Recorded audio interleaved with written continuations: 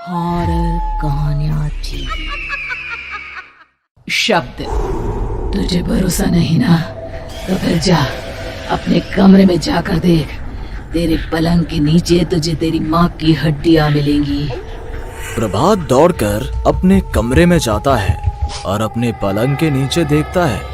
वहां पर सचमुच एक कंकाल पड़ा हुआ था और उसके शरीर पर जो कपड़े थे वो प्रभात की माँ के थे।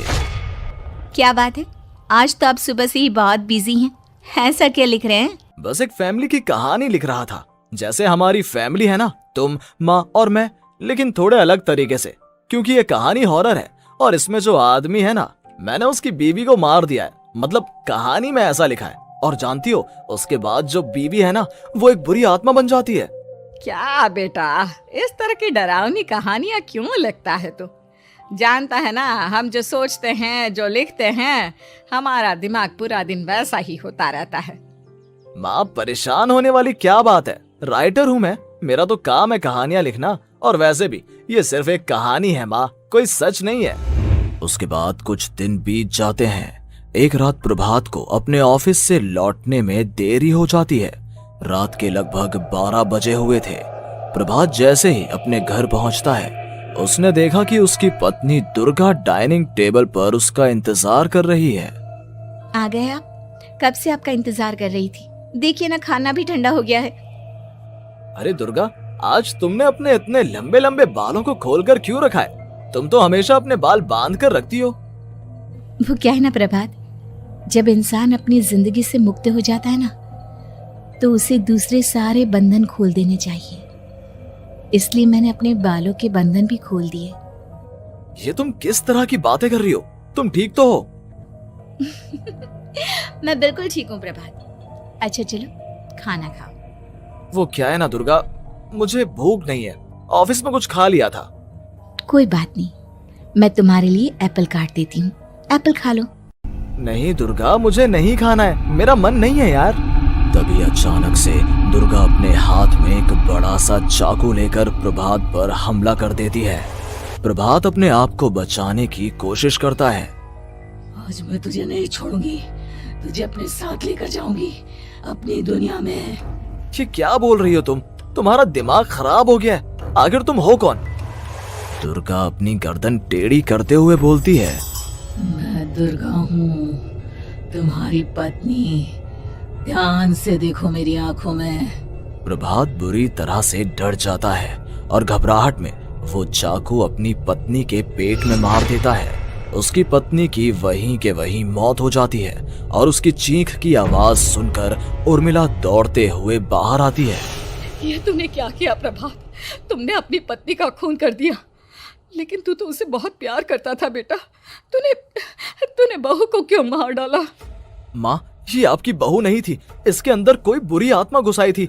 मैं नहीं जानता ये सब कैसे हो गया, लेकिन वो मुझ पर हमला कर रही थी, मुझे मारने की कोशिश कर रही थी। माँ, मैंने कुछ नहीं किया। ये तूने क्या कर दिया बेटा? दुर्गा ने मुझे कहा था कि वो तेरी कहानी को उस कैरेक्टर की तरह एक्टिंग करके तुझे डराने की कोशिश करेगी। अरे वो तो तेरे साथ मजाक कर रही थी। हे भगवान, ये क्या हो गया? इसका मतलब दुर्गा। लेकिन माँ, मैंने जो कहानी लिखी थी उसमें भी ऐसा ही हुआ था। उस औरत ने अपने पति के साथ मजाक किया और गलती से उसके पति ने उसके पेट में चाकू मार दिया। मेरी कहानी सच कैसे हो सकती है? माँ, मुझे बहुत डर लग रहा है। अब ये सोच, दुर्गा की लाश का क्या करें हम? अगर गलती से भी ये बात बाहर फैल गई ना, तो तुझे पूरी जिंदगी जेल की सलाखों के पीछे रहना पड़ेगा। एक काम करते हैं माँ, हम घर के पीछे वाले बगीचे में उसकी लाश को दबा देते हैं। अगर कोई पूछेगा तो कह देंगे कि उर्मिला अपने मायके गई और फिर एक दिन हम भी अचानक यहाँ से कहीं दूर चले जाएंगे। कोई नहीं आएगा हमें पूछने, कोई नहीं आएगा माँ, बाद में जो होगा हम देख लेंगे। प्रभात अपनी माँ उर्मिला की मदद से दुर्गा की लाश को अपने घर के बगीचे में गाड़ देता है। कुछ दिन तो ऐसे ही बीत जाते हैं, लेकिन एक दिन अचानक रसोई से आ रही कुछ आवाजें सुनकर प्रभात की नींद खुलती है। प्रभात ने देखा कि वहां पर एक लंबे बालों वाली औरत दूसरी तरफ चेहरा करके खड़ी हुई थी। कौन है? कौन है वहां पर? अरे कौन हो तुम? मैं दुर्गा हूँ प्रभात। क्या हुआ? मुझसे इस तरह के सवाल क्यों कर रहे हो तुम? तुम दुर्गा नहीं हो सकती। दुर्गा तो प्रभात, मैं तुम्हारी पत्नी हूँ, तुम मुझे कैसे भूल सकते हो? 4 दिन के लिए मायके क्या चली गई, तुम तो मुझे भूल ही गए। अब अगली बार ना मैं कहीं नहीं जाऊंगी। पता चला तुमने तो मुझे पहचानने से ही इनकार कर दिया। नहीं, तुम दुर्गा नहीं हो सकती। तुम दुर्गा हो ही नहीं सकती। मैं जानता हूँ ये सब क्या हो रहा है। मैंने अपनी कहानी में लिखा था कि उस आदमी की पत्नी की मौत के बाद एक बुरी आत्मा उसका रूप लेकर उसके घर में आ जाती है। तुम वही हो ना? और अचानक से खूबसूरत दुर्गा का चेहरा काला पड़ जाता है। उसकी आंखें लाल हो जाती हैं और पूरे शरीर पर बाल, लंबे नुकीले नाखून, उसके दोनों पैर उल्टे हो जाते हैं और बेहद डरावनी आवाज में वो चिल्लाकर कहती है, बुरी आत्मा, मेरा खून करके मुझे अपने ही घर में गाड़ कर तू मुझे बुरी आत्मा कह रहा है? मैं तुझे छोड़ूंगी नहीं। और अचानक से प्रभात के घर में बेहद डरावनी आवाजें गूंजने लगती हैं। घर में चारों तरफ बहुत सारी बुरी आत्माएं नजर आने लगती हैं। प्रभात घबरा कर अपनी माँ को आवाज देता है, माँ कहाँ है आप? जल्दी आइए माँ, देखिए ना ये सब क्या हो रहा है। प्रभात ने देखा कि अचानक से उसकी माँ कमरे से दौड़ कर आती है। क्या हुआ प्रभात? और ये लोग कौन है? इन सब की गर्दन टेढ़ी क्यों है? इनके बाल खुले हुए। प्रभात, ये सब लोग तो मुझे मरे हुए नजर आ रहे हैं। हाँ माँ, ये सब लोग मरे हुए ही हैं और ये ठीक वैसा ही हो रहा है जैसा मेरी कहानी में हुआ था। लेकिन मेरी कहानी के हिसाब से तो आप भी। अचानक से उर्मिला का रूप बदल जाता है। वो भी एक डरावने साए की तरह बन जाती है और बेहद डरावनी आवाज में चिल्ला चिल्ला कर कहती है, मर गई तेरी माँ। जानता है, कल रात जब तू सो रहा था ना, तो मैंने उसके शरीर का सारा खून पी लिया। अब बस हड्डियां बची है उसके शरीर में। नहीं, ऐसा नहीं हो सकता। ऐसा बिल्कुल नहीं हो सकता। मेरी माँ नहीं मर सकती। तुझे भरोसा नहीं ना? तो फिर जा, अपने कमरे में जाकर देख। तेरे पलंग के नीचे तुझे तेरी माँ की हड्डियां मिलेंगी। प्रभात दौड़कर अपने कमरे में जाता है और अपने पलंग के नीचे देखता है। वहां पर सचमुच एक कंकाल पड़ा हुआ था और उसके शरीर पर जो कपड़े थे वो प्रभात की माँ के थे। माँ, अब मुझे कुछ करना पड़ेगा। लेकिन मेरी कहानी में लिखा था कि माँ की मौत मेरे हाथों से होगी, पर माँ तो पहले ही मर चुकी है और वो बुरी आत्मा मुझे भी मार देगी। नहीं, इससे पहले कि वो मुझे कुछ करे, मुझे उसका काम खत्म करना होगा। प्रभात अपने हाथ में बड़ा सा चाकू लेकर उस बुरी आत्मा पर हमला कर देता है जिसने प्रभात की माँ का रूप लिया हुआ था, और अगले ही पल वो नीचे गिर जाती है और उसके शरीर से खून बहने लगता है। ऐसा नहीं हो सकता। एक बुरी आत्मा के शरीर में तो खून होता ही नहीं है। तो क्या सच में मैंने अपनी माँ को मार दिया? लेकिन अभी कुछ देर पहले तो फिर वो कंकाल किसका है? और ये कौन है? मैं पागल हो जाऊंगा। और अपनी माँ की लाश, इसका मैं क्या करूं? लोग पूछेंगे तो मैं क्या जवाब दूंगा? तभी वहां पर दुर्गा का रूप लेकर जो आत्मा थी उसने प्रभात से कहा, गाड़ दे अपनी माँ को ले जाकर उसी जगह जहाँ तूने मेरा खून करके मुझे गाड़ दिया था। चला जा।